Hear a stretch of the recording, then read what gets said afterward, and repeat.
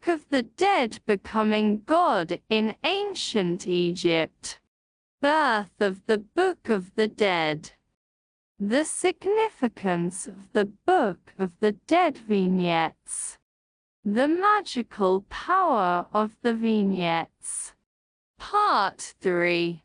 While many spells highlight control over most dangerous and predatory animals, it may look like a contradiction that assuming the form of a crocodile was considered to be desirable for the deceased.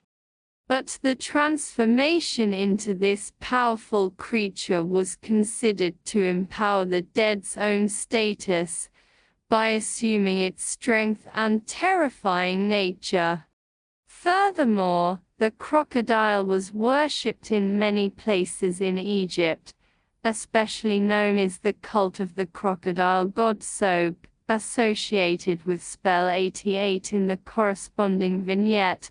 The crocodile lies on a sort of shrine, as if it were a cult object, which substantially reduces its terrifying character. The image for the Field of Reeds, a realm longed for by the deceased, is found in many New Kingdom manuscripts.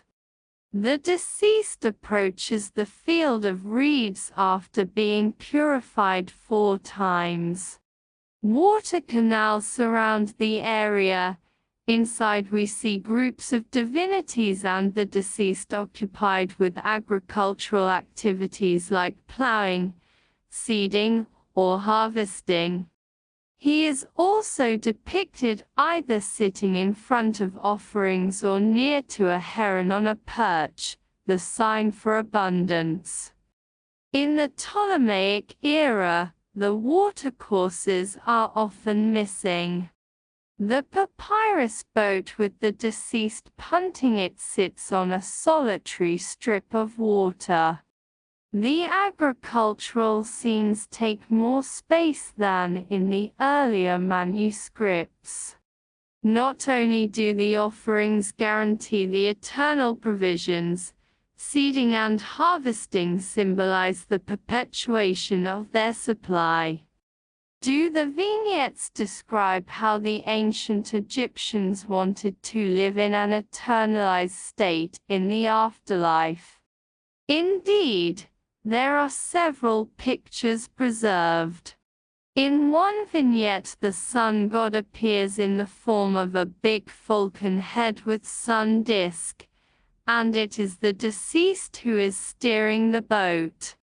As the sun god cyclically reiterates his crossing the sky in his bark, participation in the journey of the solar boat seems to be the cosmic guarantee for an eternal rebirth. In Ani's papyrus, a vignette marks the end in which the tomb appears under the protection of the goddesses Hathor and Ipit, who is known as one of the most effective attendants at birth.